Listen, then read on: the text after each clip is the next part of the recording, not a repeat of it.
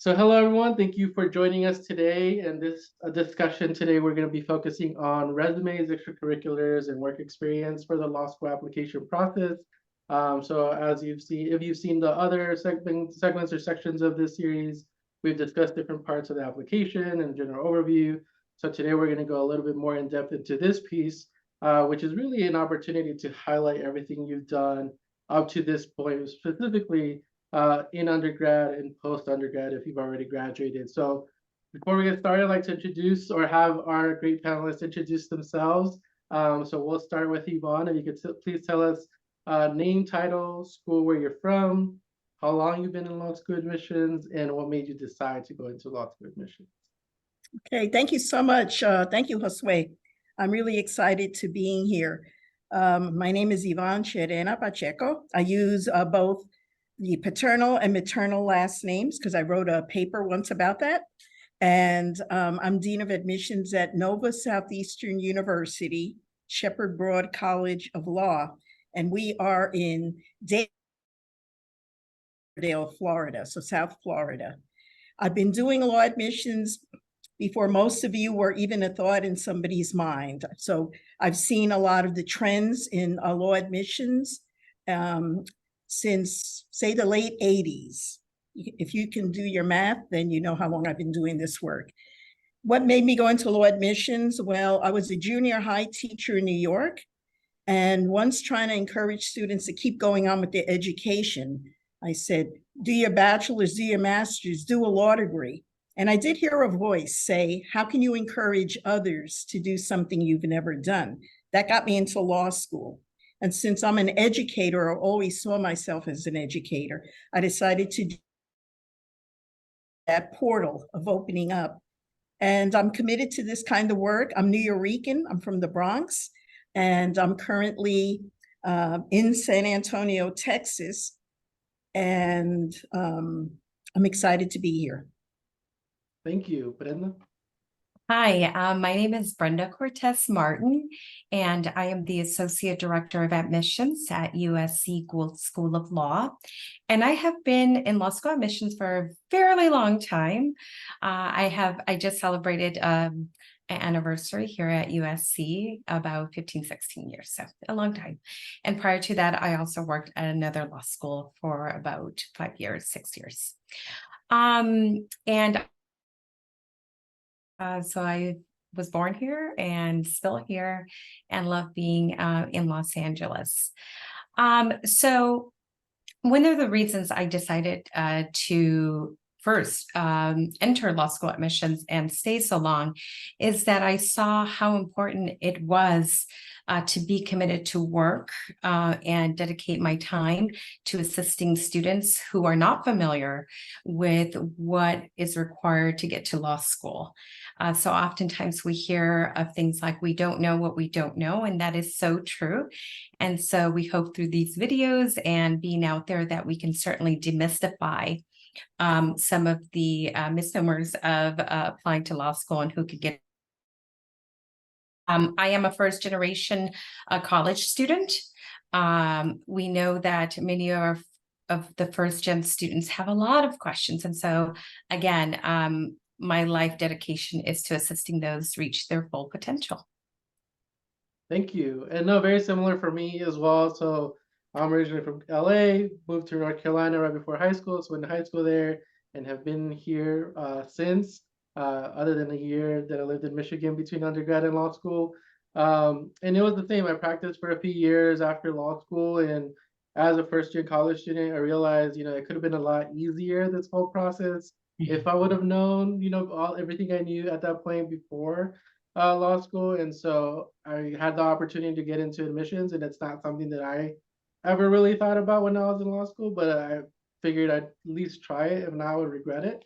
And so 4 years later, I'm here now at Duke University School of Law, and I really enjoyed it. I really enjoyed getting to work with prospective students, current students, especially first-year college students, just because I'm able to give them advice to help them, avoid the mistakes that I made as early as, the application process. And so that's something that I've really enjoyed so far, and it's really my favorite part of the process. And so thank you again, both of you, for being here with us today. And so we'll go ahead and get started with the questions. So the first, as an undergrad, maybe a first year student's trying to figure out, among other things that go on with trying to figure out college, especially if you're a first gen student, is if I want to go to law school and I got to do this 4-year degree to get there, what other things should I be a part of? And so the question that I often get is, for you all, and I'll start with you, Brenda, are there specific student organizations that I should be looking out for, that I need to be a part of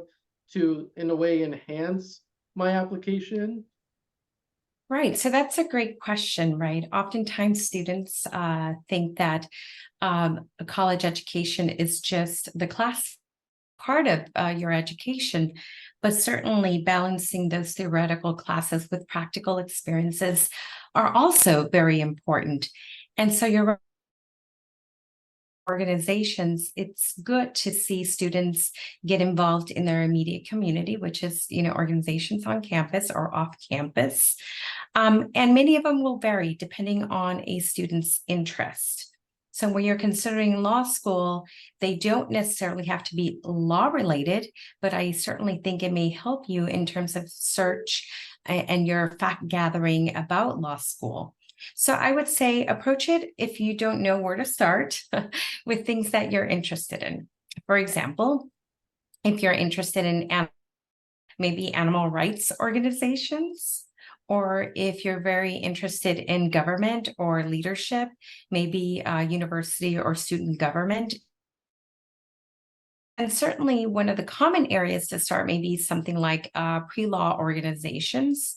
They provide a lot of information to students in terms of preparing for law school, but it also allows you to hone in on your leadership skills if you take an active role in that student organization. Other things that you can consider is also professional associations or organizations that align with your interests, and things of that nature. So I would say if you don't know where to start, think about your interests, pursue them, and then kind of start broadening your scope in terms of what organizations and contribute.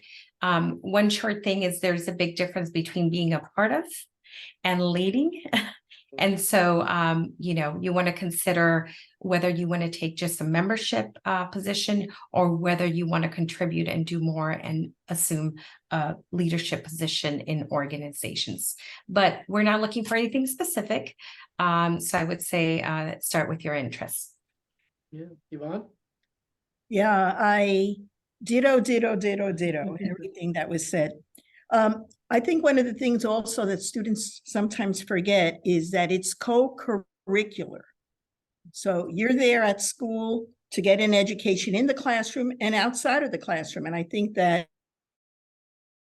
of organizational involvements is great. But keep in mind that it should not overwhelm your curricular responsibilities, that you're in school to get that learning, to understand different areas, to select a major area and to focus on that and do well in school. So do that balance. And I think that word balance has already been used. You have to do that happy balance between curricular, the school stuff, and the co-curricular, but something that you're interested in. I mean, when you think about undergraduate school, how did you get involved in some of the organizations you did? Maybe a friend said, hey, I'm going on noon and there's lunch. And sometimes we feed our bodies and then feed our spirit and learn. Sometimes it could be a sign that you saw on the wall in the hallway between classes, and you said, let me try to go there. So interest is going to be an important part. And then maybe even speaking to some of the professors in classes that you're interested in, the professor to a group. And sometimes students get involved that way. The professor for constitutional law, for example, or if you're taking a civil rights type, might also be heading a student group or advising.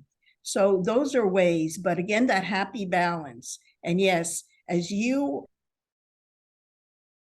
Membership and leadership are two separate things. I would always joke with the students, but it's one of those jokes where more truth is said in jest.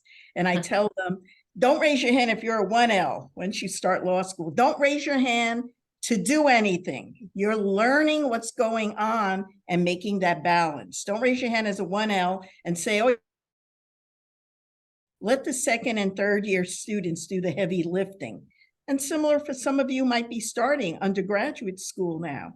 Go in, find out what the organizations are about. Go have free lunch. Don't go in there and get free lunch and walk out. You have to stay and listen to what's going on. And then sometimes it could guest speaker is there, and that person may encourage you to join, sign up, and be affiliated with a specific group, organization, and those are great ways of doing it. No, thank you for that. And I'm gonna stick with you, Yvonne, because you talked about balance a little bit earlier, and that's something that I struggled with. You all know me now for a couple of years at least.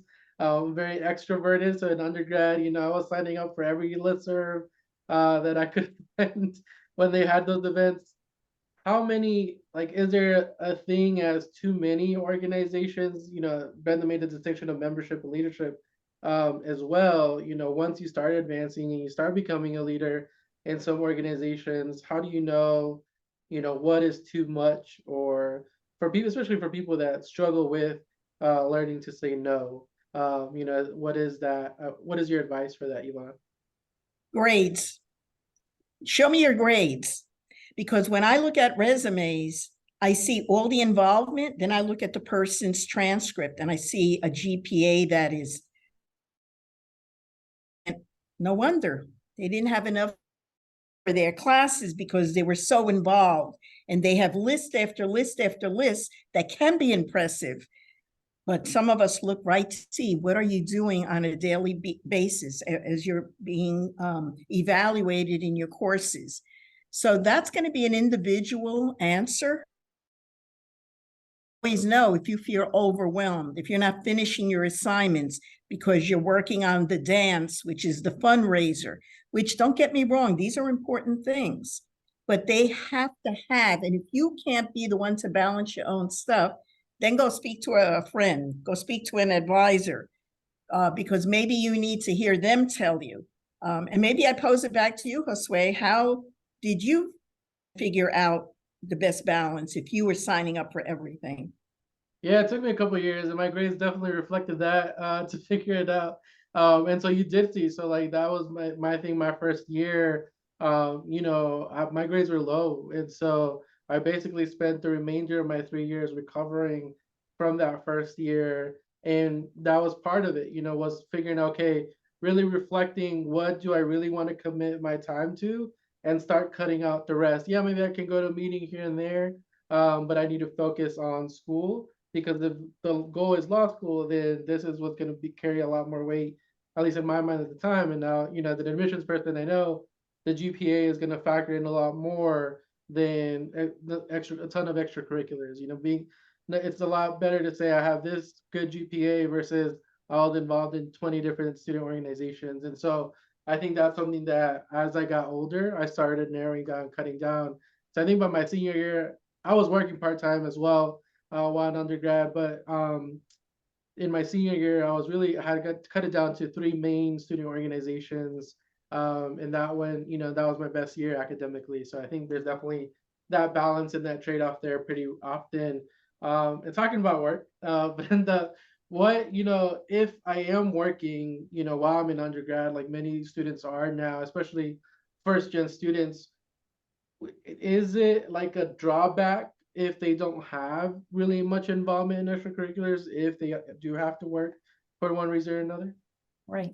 So I have a point before we move forward in terms of the extracurriculars and there being some that are too much or too little.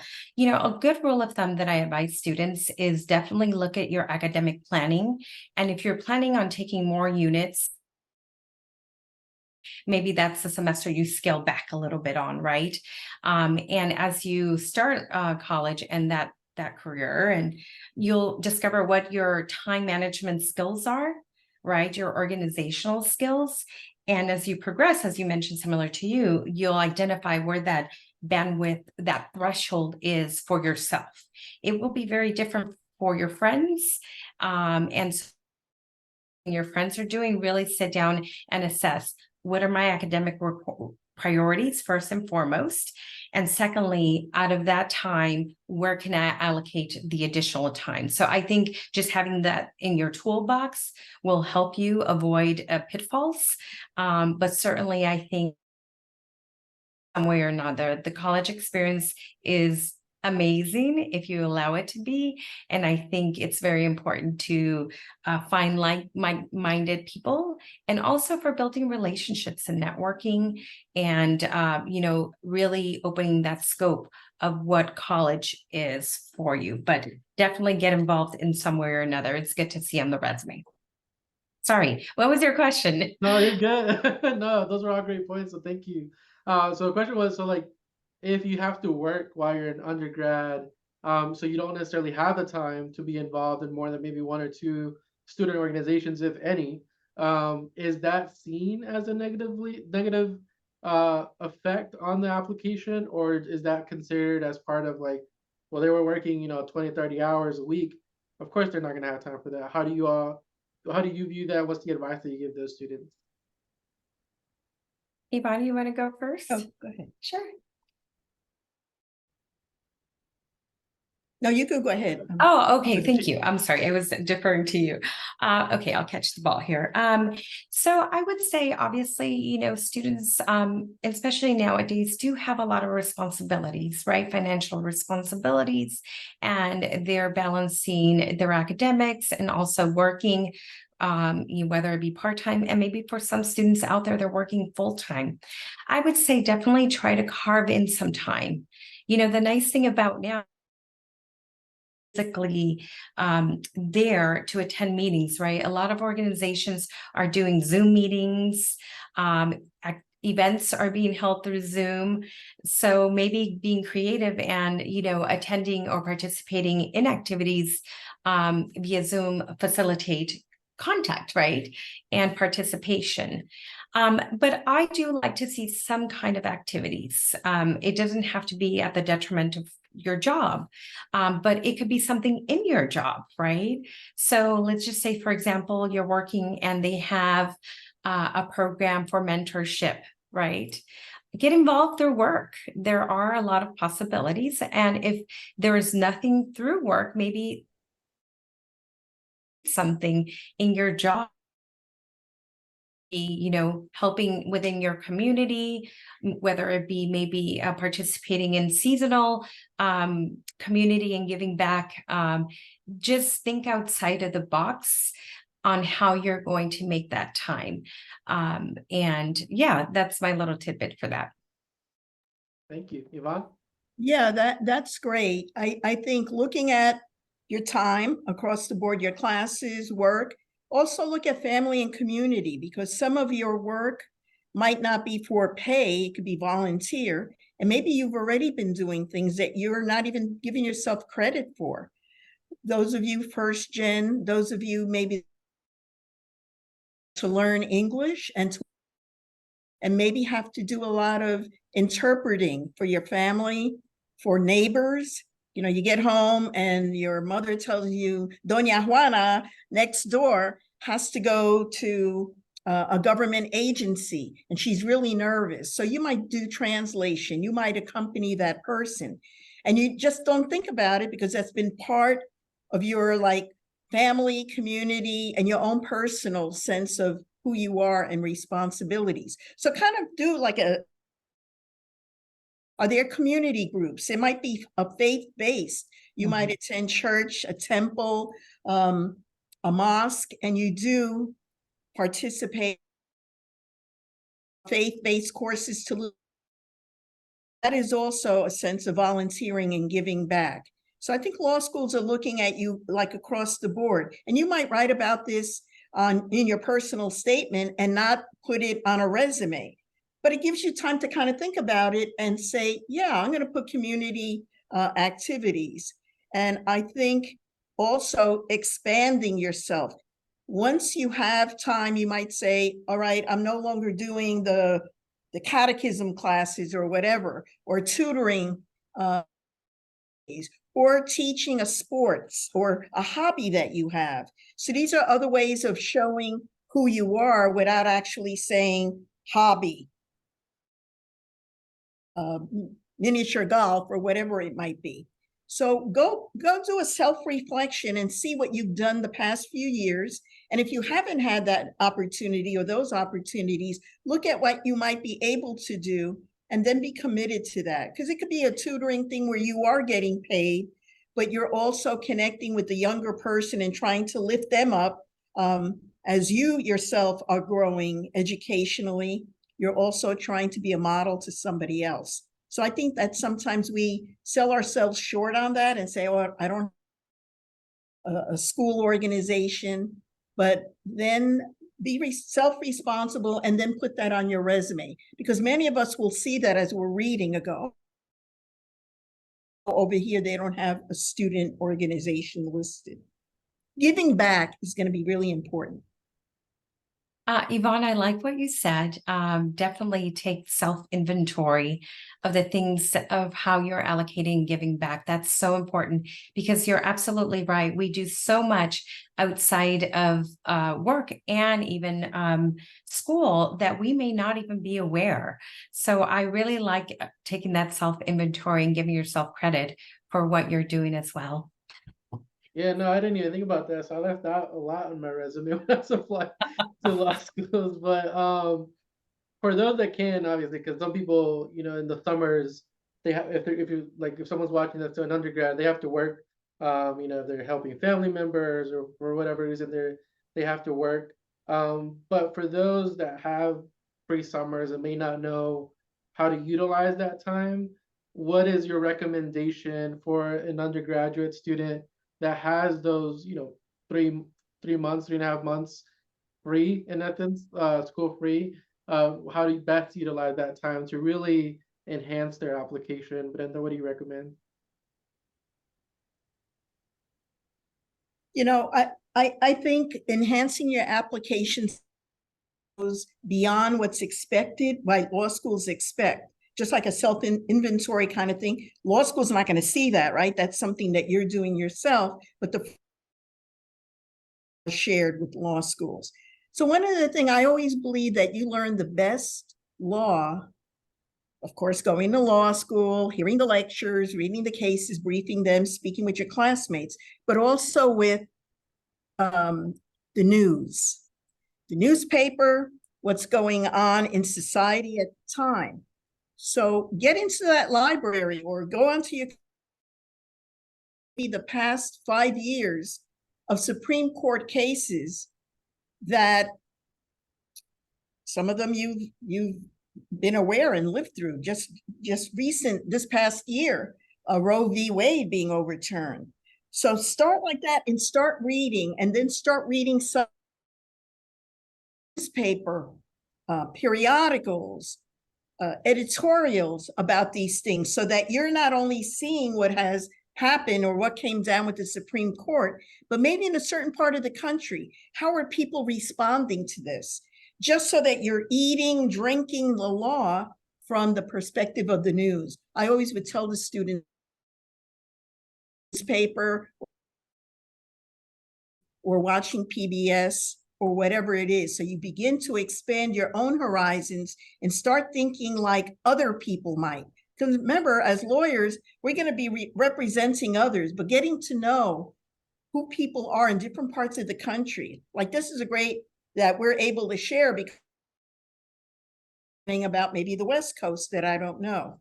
And I think that that's the best way of reading and also getting used to reading a lot. So you can read a novel, but also read some current news. Also read local and also national and global, because you never know, you might end up being an international attorney and you're not thinking about that right now. So just kind of open those opportunities for yourself. Yeah, ditto. I love that. Definitely, I would say, a good way to start definitely is being an active listener and reader and being informed, like you said, Yvonne, whether it be local, or nationally or even globally. And also, it's good to be an observer, but that gives you a good avenue to becoming a participant. So for summer engagement, it's a great opportunity, right, to really assess and think, what do I want to do with my summer? Right. Some students may do summer internships. Some students may choose to do study abroads and challenge yourself to leave that comfort zone, right? Maybe it's a study abroad in Brazil for a summer and getting academic credit for that. It could be also visiting other universities through an exchange program. If you've lived here in Los Angeles like myself, maybe you want to explore an internship in DC, closer to. I think it's very important to allow yourself to exit our own boxes that we make and really be brave. And so I would say internships are great. Maybe summer employment, if you're not sure if law is right for you, maybe whether it be large, small, doesn't matter. Or maybe even working with government agencies. Or I know for a lot of students who are very socially aware, maybe working with a lot of nonprofits out there, right? So it's your time to give back, to hone in on some of those skills and broaden your there's a lot of opportunities out there. So make your time count. And make sure that you do give back. If you're not sure what to do your summers, I would encourage you to visit your career services office in your university and talk to a counselor. If you are honestly not sure what, have a lot of assessments, interest assessments and skill assessment tools that they can provide and give you also a lot of literature and resources, how to go about kind of discovering those interests and what have you. So career services is a great place to go. They also have job lists, help with study, other resources on campus. Yeah, no, thank you. And you mentioned working at a firm. For those that decide to work for a firm, this is something that comes up often that I get asked all the time is someone trying to decide, potentially working at what's considered like a big law firm that's very national or international versus working like at a smaller, maybe local firm or someone that is a solo practitioner. Is there a difference? Do you all see a difference or evaluate that differently in an application if someone's working at a really big law firm versus a local, maybe solo practitioner type of firm when you're reading out the application? I look at the skills that the person work with. They're shadowing that person. Maybe they're not even going to get paid, but they're getting the experience. They can have skills that they wouldn't get in a large firm unless you're employed by them, are not going to hire you because they're going to hire law students to do the work. Unless you know somebody who's working in you in and maybe give you discrete tasks. But for myself, because my school doesn't just focus on people who are doing large firms, as some of the law schools will. And that will also be a determiner for some of you as you're deciding law schools. Which law schools am I going to apply to? Because you might be interested in doing big law. So that's another educational tool. But I just wanted to add on to the earlier question. Some of you should work. And even if it's not a law related or you can't get it, because remember, you can't start looking for this in May. You have to start looking for this in the December before for many of these jobs. The person may not have budgeted for it. So be conscious of that, but work, because many of you will not possibly get the scholarships that are going to provide. Some of you will, some of you won't. Work, so that you're not disappointed that you didn't get a scholarship and you can't afford law school. So that was said really nicely, plan what you want to do in the summer. And don't plan that like in May, okay? I mean, some of you will get lucky because some people might not take an opportunity, or life happens and they have to let go of an opportunity and you might just get it. But that's a fluke. That's not going to happen in your life all the time. But make sure, what do I want to do this summer? Do I want to earn money, but I also want to do law? Do I want to learn something outside of my area of interest? Am I going to force myself to do corporate when I think I want to do public interest, or vice versa? I might want to focus on public interest, even though I want to do corporate. So those things also take. I love people who are organized and who plan. And you always have to plan for something going wrong. Time-wise, especially. It might not fit your schedule. So skills are going to be important. And then figuring out, you might ask a local attorney who might not be able to pay you anything, maybe car fare, something. And then you might be opening yourself up into a world that you didn't even know, and it's right in your own neighborhood. So keep that in mind as well. Yeah, I would say I agree with those comments. I would also stress that in terms of big law versus non-big law, we're evaluating you, right? And so the choice of where you're going to practice is where you're going to work. It really depends on you, right? Some students may know they want to do big law, as was mentioned, and they want to see what the ambiance, the synergy may be like, just to reaffirm if that's the direction they want to go to. Others may want to, right, and perhaps have more exposure to doing other works that maybe they would not be able to do in a bigger institution. From our perspective, we're not evaluating which one or what type of organization. It's about skills development. I think that's the important factor. And so firms or nonprofits that do have summer programs for college students who are interested in law. So do your research. Maybe there are some out there. I know some of the large firms do have programs even for high school and college kids. So you may want to look into that. But in terms of our what we're looking for, really think about your skill base. What is it that you're trying to do? And I think that will organically lead you to where you need to be. Also, it doesn't always have to be law related, because the work that you're going to do in a part-time job or a full-time job in the summer, it's not necessarily what you're going to do as an attorney, right? It's going to, if you're interested in doing research, by all means, maybe that's something you do during your summer. And so don't feel too compelled to think that if you don't have a legal related job, that somehow it's a handicap, because it's not. We're looking at your experiences in the aggregate. No, thank you. For me, I knew in high school that law school or being a lawyer was my career path. And I'm sure we've all at this point have read thousands of personal statements that say ever since I was a young child I knew, or my parents said I was good at arguing, so I was gonna be a good lawyer or something. But for those that didn't know, and so maybe last year or 2 years ago, their last year of college or after college, that the law was the path for them.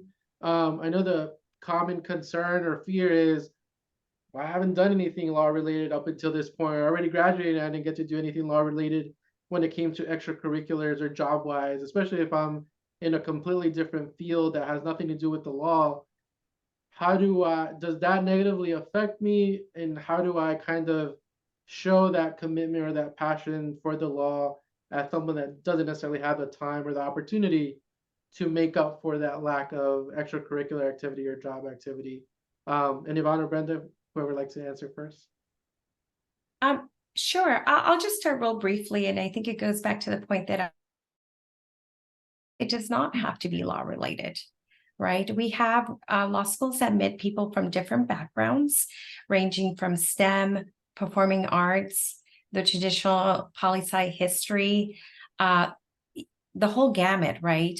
So what law schools were evaluating is whether we think students have the skill sets law school, and secondly, how will they be contributing to the community in the law school or more broadly in the legal field. And that can be done in many ways. So the JD degree is that it encompasses so many disciplines, right? And so students, I usually stress to students, follow and do the things you're passionate, and then we'll bridge them with law. Right. So if you're very interested, again, in social justice issues, or if you're interested in healthcare or health science, pursue those opportunities and experiences. And then we'll learn to bridge those with the law or a particular niche in law, right? That they're at a disadvantage if they don't have law-related experiences. But what I will encourage is to be active or reach out to your pre-law advisors. Do have a lot of useful information about pursuing a career in law. So again, there are a lot of skills to develop. There are analyzing, quantitative, budgeting, those type of things. And then you have what we call soft skills based, right? Communication, relationship building, initiation of programs, things of that nature. So don't let your scope be so small as to think that everything has to be law related. It does not. Yeah, and you might have a job right now at Five Guys or flipping burgers, but keep in mind that no matter where you are, because law is kind of the everything. So that's why in the old days, the best students for law school were philosophy majors, poli-sci majors, government, and anything from accounting to zoology. So it depends on your area of interest, because we always say your areas of interest will connote working hard in those areas and doing well, like especially grade-wise and experience-wise. So we're not looking for one set of individuals that all march to the same. We know that even though the Supreme Court may have made some decisions about using the word diversity, that diverse people come across the board, and those are we look at who's going to add to that first year discourse, whose life experiences and background, when they get together and discuss different experiences, different statutes. Somebody in the Pacific Northwest might see an issue differently than somebody in the southern part of Florida, or somebody up in Maine from somebody in lower California. There just are differences. So the difference that you bring is what we look for, everyone having the same work experiences, or you're feeling that you're at a disadvantage because you only thought about going to law school a few months before your application.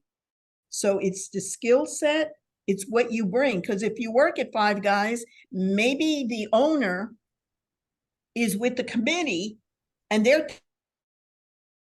another neighborhood. You can help do some research and help them figure out one of the best places to open up a new hamburger place. And that takes the same skills in researching that you would if you were researching the law.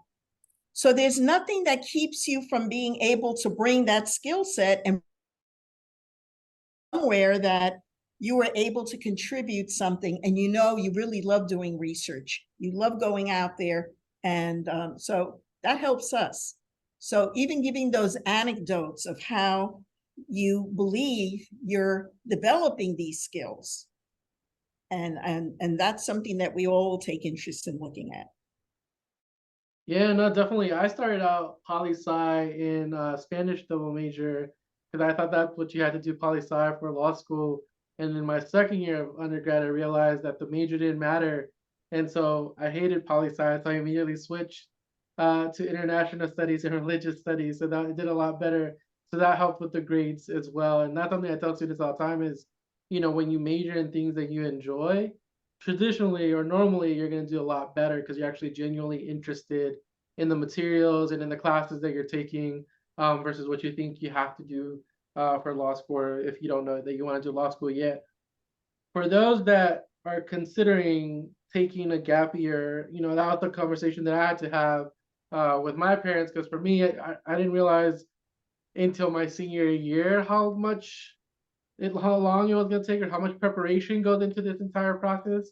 So when I started looking at like December of my senior year to apply, I'm like, I have too much to do to apply this year. So I need at least a year in between. My parents were not a fan of that. Really, I needed 2 years, but I compromised with them and did a year.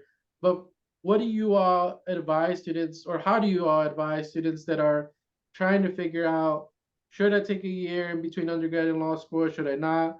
And if so, how many years should I take, whether it's just one or 2 3 years? That I think lately I've been seeing a lot more applicants that have more than a year in between undergrad and law school. How do you all advise students trying to make that decision? And Yvonne, I'll start with you. I don't like the term gap year. That's a personal thing. I really dislike that term. So because gap tells me missing.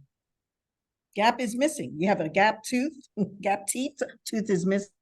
Rather, it's like, I rather look at it as experiential building, or having the time to do something, whether it's to climb the 14 mountains in Colorado, whether it's to work, whether it's to get experience. Maybe it has nothing to do with the law.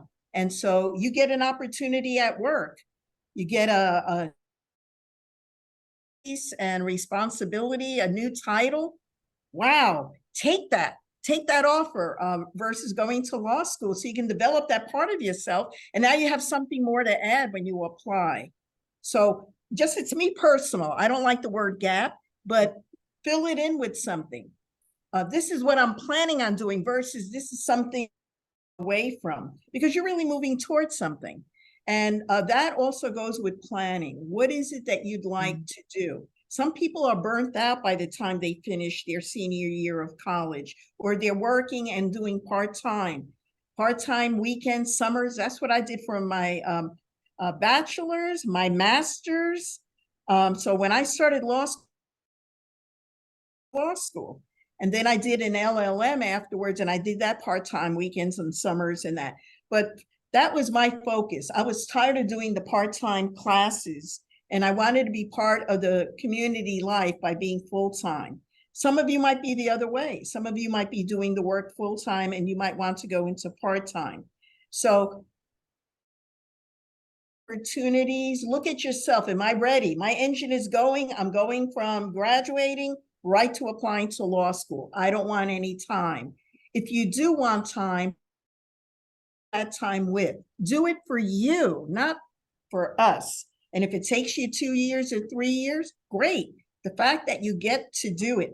Some people, we see them as 40-year-olds, 50-year-olds. The most mature person I ever saw who went back to law school, 69 years old when they started, graduated at 72. So when people come to me and say, I think I'm a little too old, I'm 40, and I said, are you 69 yet? Okay, you still have time, because it's self-prep. Come back with, if you're taking that time off, what are you going to come back with? That's going to be the important thing. And if it's more money, so you don't have to borrow any. So always ask yourself that question. Am I ready for this? I already have a person who dropped out. They just started classes a couple of weeks ago. They said, I'm not ready to put in this commitment. I was making a decision between my MBA and law school. Too bad they didn't come to speak with any of us before that, because then they would have had a better idea. So now they're going to do their MBA. And there's nothing wrong with that, but they lost some time, and then the seat that list. So those are the kinds of things. So think about what it is that you want to do. And that's fine by me. I love when you go out and work or take time off, renewed, and with a perspective that I know, wow, this person's going to really add to the life of the centering class. Right. So on that, absolutely all those points. Just a general, wrapping this is that no answer is the right answer. It's really an individual choice, assessing whether you are ready or not. I've seen through the years that students, a few years, 1 or 2, do it for various reasons, right? They don't have enough energy. They wanted to pause, breathe again. They other opportunities before they embark on a law school journey, and then having to embark on getting a job, right? It's almost like the train, once it takes off, it doesn't stop when you start law school. So the year after college could be the great year to try other programs that you're really interested in. For example, something like Teach for America. If that has been on your bucket list and you want to do something like that, then by all means pursue those. Law schools will always be here, and we're here whenever you're ready to embark on that journey. Very difficult to start law school, as was mentioned, and then decide to take a break, right? There's usually, it's very hard to do. So, or if you have financial reasons, right? Maybe you want to work and save up in preparation to go to law school. Applying to law schools, you have to take prep courses and apply to law schools and so forth, visit law schools. So there is that, what I call pre-law school financial period that most people do not think about. And so it could be that you decide to take that year to do that, get all your ducks in line, and prepare for the LSAT or do other. If you do need that gap year or gap years, to pursue other avenues, by all means, feel free to do that. It's not seen as a negative for us in the review process. And then I would say, lastly, yes, make it count, right? And so the year you intend to enroll, that's really important. If you're not ready, don't feel pressured. If you're seeing that all your friends are applying to law schools and I'm not sure if I'm ready, it's okay. That's your journey. It won't parallel other people's timelines. It's your own timeline. And so definitely I would say be honest. Really do that self-assessment. Am I really ready? Some students want to go straight. They know if they pause, they don't know if they'll be able to restart again. Study skills, and they're writing that by, they want to go straight to law school, that's fine too. The age range for law school is very wide. That are 19 who start law school up to, in their 50s. So again, your own timeline is that, it's yours. Yeah, no, thank you for that. Because that is something I always tell students is like, because sometimes I'll hear, I feel like I'm not on time. I'm like, there's no such thing as on time. You're living your own path, your own journey. Like, whatever it is, it is. Don't let anyone else influence that decision. And like you said, that's something I often say as well is, law school's gonna be here. I may not be, but law school will be. And so whenever if you have the opportunity to do something that you're never gonna get to do again, do that, Right. because like you said, once law school starts, for most people, that's pretty much it. It's you start working immediately afterwards, and then that's your career. And so definitely take advantage of those opportunities, if they come up or they present themselves. But switching a little bit now to the actual application, okay, the applicant has decided, all right, now is the time for me to apply to law school. I've got everything else ready. I'm crafting my application. Schools vary. There's a lot of information out there from a variety of sources when it comes to how to prepare each piece of your application, especially when it comes to the resume. Is there a specific format that applicants should be using or that schools prefer? Or, and also the length, the typical for non-law school applications, most of the time, a one-page resume is recommended. Is that the same here? But then I'll stay with you. What's your advice when it comes to the format of the resume? I'm sorry, was that me? Yes, Okay, sorry, it's very good. the sound is not coming through. It will vary from school to school. That's really important. Applicants should really read directions. Every give a one page a maximum, some a two, and some may not even include a maximum, right? So you want to make sure that out of all the law schools that and making sure that you're aware of what you need to do. It may mean that you may have various versions of your resume for each school. In terms of the resume, it's very, very typical resume, right? You'll have a header, you'll have an education section, employment section, leadership and extracurricular activities. Sometimes people put membership and affiliations and certifications. Whatever you decide to do, be very consistent and make sure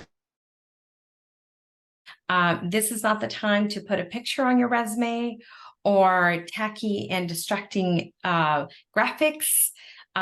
You want to make it as to extract the important information they're trying to extract from your experiences and not be,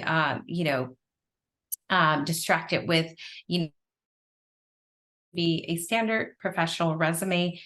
The length will depend on the school and what they indicate for you to do. So that's in terms of the length of the essay and some of the major overall headings. When I talked about consistency too, keep everything in chronological order. I've seen resumes where people just put one big subject, work, extracurriculars, leadership, and just jumbled together.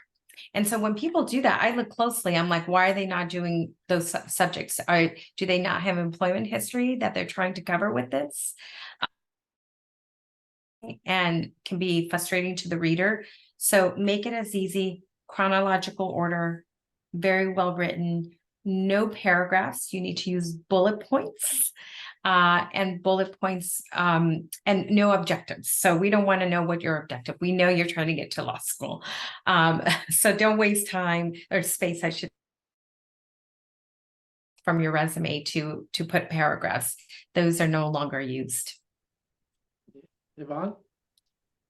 Yeah, also add your area because you're trying to go into law school. You're applying to law school. Put your education up first. I want to see where you've been and make it easy for the really a snapshot where you went to school, what you studied, so that if I want to look for it, I say, okay, they started with education. Next one is probably experience. And so that I get a taste as to where you worked, or if you didn't work, it was volunteering. You might put volunteering down. If you helped do publish something or assisted a professor, and you might want to put that down as publication or research, you could by all means do that. But I'd like to know a little bit more about you, schooling and your experience. So areas of interest to me, I always like to see that. Mountain climbing, dancing, experimenting in your basement or or whatever it might be. Because we don't just want a head, a brain. We want a full person and we want a complete person. And there might be a fun side to you, even though, you might have worked in some biochemical lab and maybe written a paper about that and gotten an award, a writing award. You presented a paper at a forum, whether it's at your own institution or it was in a competition. That heady stuff, but we also like to see the fun stuff. Or I like to read. I like to read the top novels. I like to, whatever it might be, to give us a more of a picture. And it's written in a clear, concise way so that we can get the information we want. And a lot of it is what do you do outside of like an academic setting? But we wanted to also have a focus towards academics. That's why I would like to see your education up front. And yes, we know you're applying to law school. Don't have a, because when you submit something and then work with your application and your resume and your personal statement, almost like, because you want to make sure that there's kind of consistency among and a relationship between them. Because if you started out as a scientist and now you're interested in rights, maybe by looking at the 3 screens, I'll see why. But you should probably write about that too in your personal statement, right? Because I'll see all the science stuff and all of a sudden I'll see something that I don't see a connection with. So help us make that connection. So always try to have, the 3 screens so you can see all of it. And it's in thousands of files over the years. And if we get your information, it helps you. Because I get a snapshot, I now read about you in the personal statement, and now I read the resume and I want to, okay, now I really have a flavor of you as an applicant. And then I'm comparing you to something that you wrote about on that personal statement that you didn't mention in the resume, or vice versa. So when I have all of those tools, that helps me to help you. Yeah, I would say too, if you haven't put together a resume, don't be afraid. Start. Career Services is a great place to start, and just make it a rule. Update your resume every 6 months, right? Because you may forget. If you were very involved one semester and you don't jot it down in your resume, you may forget years ago, right? So a good rule is just keep jotting down and updating your resume as you go through your college career. And then when you're applying to law school, then you may have to shortening depending on the law school, but it's very hard. It's very easy to lose track of the things you've been engaged in. One quick note for those who have participated in athletics, I think it's very important to also include those in your resume. We tend to just focus on academic related experiences, but if you do, it's also very important, because if you are on a team that travels and practices 3-4 hours a day, and then you have like 20 games or whatever, that's a lot of time commitment, right? And a lot of students may think, oh, it has nothing to do with law school, but we're looking at your time commitment and that threshold of taking responsibility. What we do, and which is right, is we look cross board and say, okay, this is how well they perform. These are the other times that they were allocating. And very importantly, there's a common theme that will naturally arise from all the information we get on your resume and the rest of the components. And so I would say, if you're going to say something like passion in your personal statement and there is nothing on your resume conveying that, it's disjointed, right?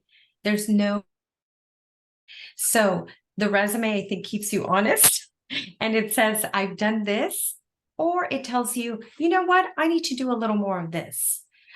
So that's something, data all the time, and really think in the aggregate what experiences you want. Again, they don't have to be law related. You have your own brand or branding. Stick to it, be genuine to it, and it will naturally surface when we review your file. Yeah, no, thank you for bringing up the athletics part, because that is something that I think I forgot about to mention. So thank you for that, because I've seen some of those schedules, and that's a full-time job for a lot of athletes. So it's definitely something that we keep in mind when we see that on a resume. And a common theme for the other sections of this series are those 2 things of be concise and clear.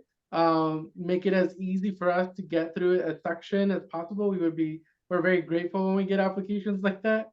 But also at the same time, don't make us guess about anything in your application. If we have to fill in the gaps or try to figure out the gaps, sometimes we won't, because there could be a variety of things. That doesn't make it any easier for us. So you want to make sure that you're making those connections for us from resume to statements to optional essays to letters of recommendations. So make sure that you're making those connections for us. For you all, something that is often discussed or mentioned in the review process for applications for law school is the holistic nature of it. I think everyone gets sick of it by the end of the cycle to hear it so many times and to say it so many times. But how does this factor in? You all have kind of alluded to it, but when you put it all together with the rest of the application, how does this piece factor into the rest of the pieces of the application? Yvonne? Oh, well, one of the things that I sometimes see repeated, if the application itself tells you, say, please list all your educational places, and you've already done that on the resume, you go, oh, I'm going to leave that part blank on the application. No, we need that on the application. So even though some of the items might seem repetitive, we still need them. That's why we're asking for them. So I see that quite a bit. And then I know that that person did that because when I go to the application, I see two documents, the electronic application, and then what you submit. And it goes to two things. When I see 3 things, 4 things, 5 things, that means that you missed including something, whether it was something on your application, whether it was a character and fitness thing that you had to do separately. So then I go, this person is heavy maintenance, because what you could have done in 2 respective documents, you've done in 5 or 6. So that means I have to go and open each. You did not read what was there. So I think make sure that you are looking at 3. And I always say 3 screens because I work in my office with 3 screens because you can't see everything, capture everything by reading it on one. And if you haven't done that, start doing that so that you can see, all right, they asked for that. Even though I already submitted it, I'm going to answer it, because if is a lot of repetition. You might say, but I already wrote that. Why do I have to repeat that again for the next issue? You have to.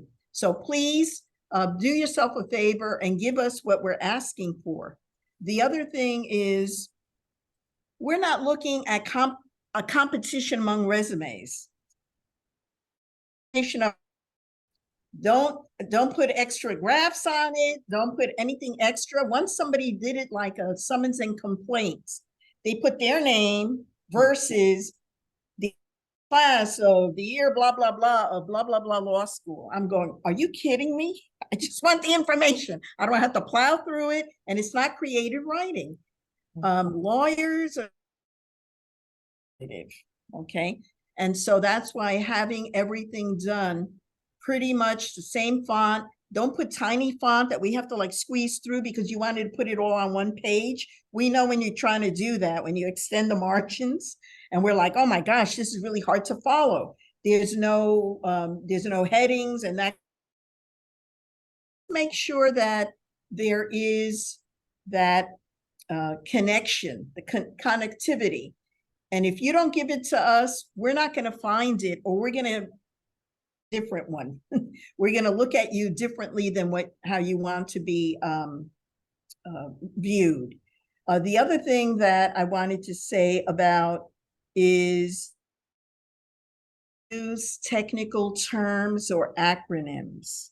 Say you work in a scientific place or your education, and then you're working as an intern, and you're the ACD intern of the BRL division of the PQS, like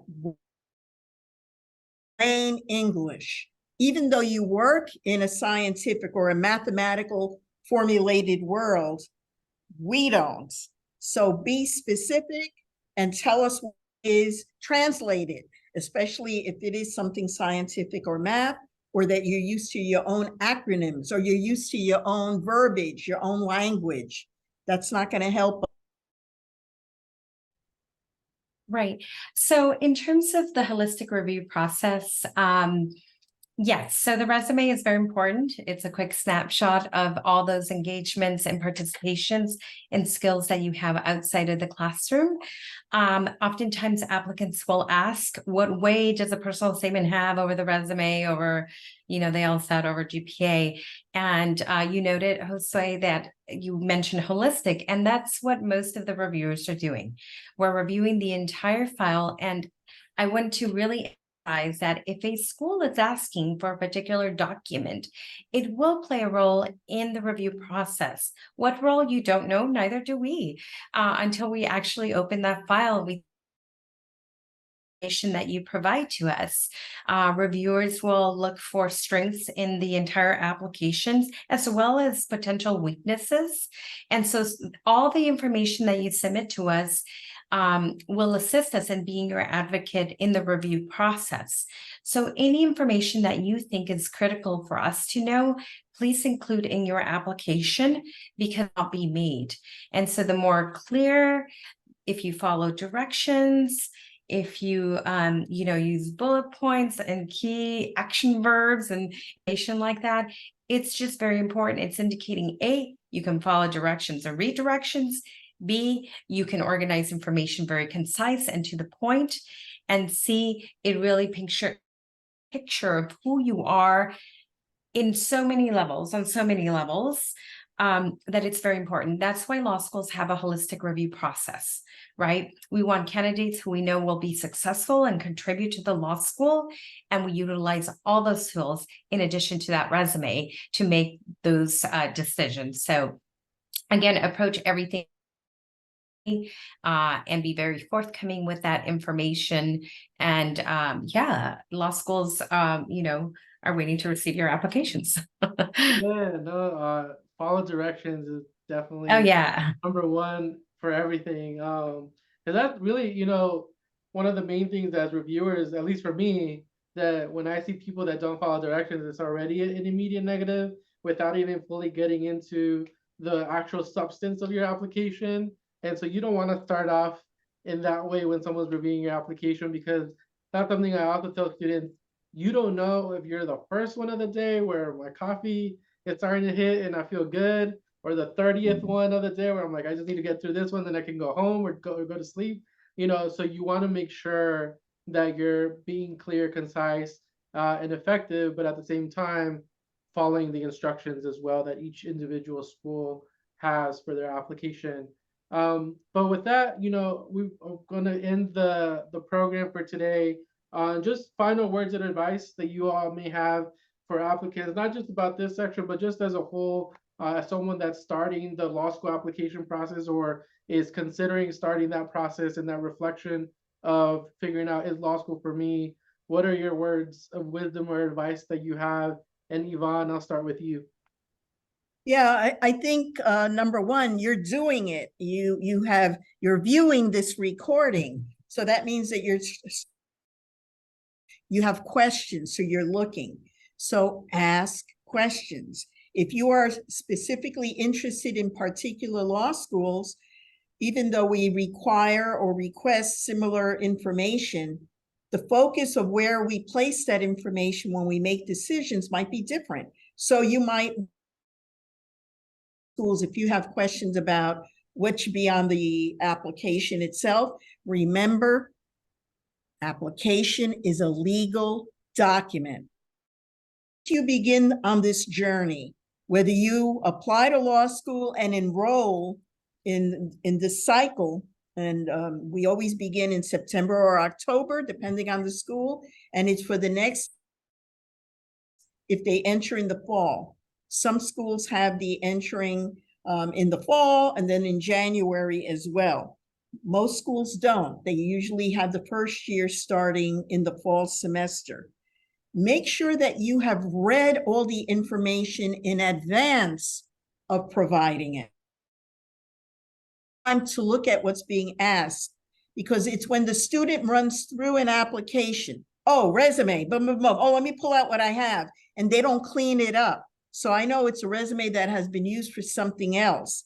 The dates are not updated. The last entry, and you forgot about it, might have been in December of 22. What happened to 23? And here you're of the year. So read the application in its entirety first. That's what we're going to do as lawyers. We don't just sit down and respond to a motion we receive. We look at it, we study it. What do I need in order to complete this? By the way, folks, those are the skills we're looking for, because those are the skills that you will need to be a successful lawyer. So reading things, making copies of what you need, looking to see if you have updated information. Does information have to come from someone else on your behalf? When do I give that person time? So one of the things I leave you with is start a calendar from the first day of class when you hope 2024. And if classes start at a particular school the third week of August or the second week, you start from then and you work back to the day that you're looking at this video. Then say, what do I need? I'm going to need letters of reference. When do I put that on my calendar? When am I going to ask them? When is their deadline? Don't give your deadline to them. Have their letters come in before. When are you going to take the LSAT? So much stuff, but do it in an organized fashion. That makes it easier for us because we receive everything that we're requesting when it's supposed to be submitted. And I only see them when 2 documents versus 5, 6, 7, 8. And then make sure that you're ready for this. If you're not, it's okay. You're not going to be judged that you graduated from school 2 years ago, 10 years ago, 20 years ago. The fact is that you're the best prepared. That's the key. Best preparation, so therefore you have the best application. So those are some of the things, and rely on your own story. But if you decide that you're going to meet this year's deadlines, don't meet a June 1st deadline on May 15th or May 30th. That's late. Towards the beginning of the application cycle, because this way we'll review you because your file completes before all those other people who are there maybe after you because you were early. If you're late because you could not have done it any better, do your best, but ask questions. It's better to submit than to have to ask a question after because you say, oh, I should have done it differently. So best of luck to each of you, and thank you for looking and viewing today. Brenda? Yeah, so my last parting words are do your assessment, right? So really gauge whether law school is really what you want to do. If you see on TV, you need to do a little more research. I would say part of that assessment is maybe perhaps visiting a law school, maybe sitting in on a class to see whether it does pique your interest, or you're just, ready to get out of class and be like, no, I can't do this. And know that law school does require a lot of strong skills, right? Strong reading, strong writing, strong analyzing, logic skills, even math. So I would say really do an assessment and determine what are your reasons for law school. Is this really what you want to do? And if so, then take those steps to kind of gauge what it's really like in real life. I would say do your research. The next step is make sure that you understand who the Law School Admissions Council is, LSAC. If you haven't visited them, you should go to lsac.org. They provide a lot of useful information for those students who are thinking about law school, and depending on where you are in that journey, whether you're a high school student, college. They also offer a lot of prep programs. If you want to see what the LSAT's like, they offer the Khan Academy free of charge and other really useful resources. So that's part of your research, in addition to researching which law schools are a good fit for you and who you plan. Then the last thing I will say is be very intentional in your preparation, right? So leave nothing to chance. Everything should be organized, planned, and execute it and stay within those plans, right? Don't let them fall off the side. And lastly, I would say be very confident. Be very honest with yourself, right? Take inventory of those things that you have accomplished, but also be very honest with some of the weaknesses that you may find. So I would say if you haven't looked at your transcript, order your transcript, see what's in there, the good, the bad, and the ugly, and the beautiful, and make sure that you're very well informed of, what you bring to the table, and also do your job by providing as much information for us to review process. Lastly, I would say apply to a whole gamut of law schools, right? Most students will look at rankings and things of that nature, but also apply to many different types of schools and identify what are the facets or aspects that you're looking at different through. Is it that you're looking for a small law school environment or based on course offerings, right? So there's a lot of assessment that needs to go into place. There's a lot of planning and a lot of execution. But whatever you do, be proud of yourself. Law schools look forward to education. And if you have any questions, please seek the advice directly of the law school. They don't know, and don't go on the blogs. There's a lot of misinformation out there. So reach out to us and we're happy to help you. Yes, no, thank you for that, Brenda, because that's something I always highlight to students. Please reach out to law schools individually. That's what we're here for. We're always happy to speak to you. Like Brenda said, there's a lot more that we can do for you before you submit the application instead of after. So, please don't be afraid to speak to us, especially the speakers that are on this series, because this is all voluntary, and so they're more than happy to give their time to answer these questions here. But if you have more specific questions, if you're applying to their individual schools, feel free to reach out to them because that's what we're here for. So thank you, Yvonne. Thank you, Brenda. Appreciate your time. Thank you for watching, and I hope you have a great rest of your week. Take care. Take care.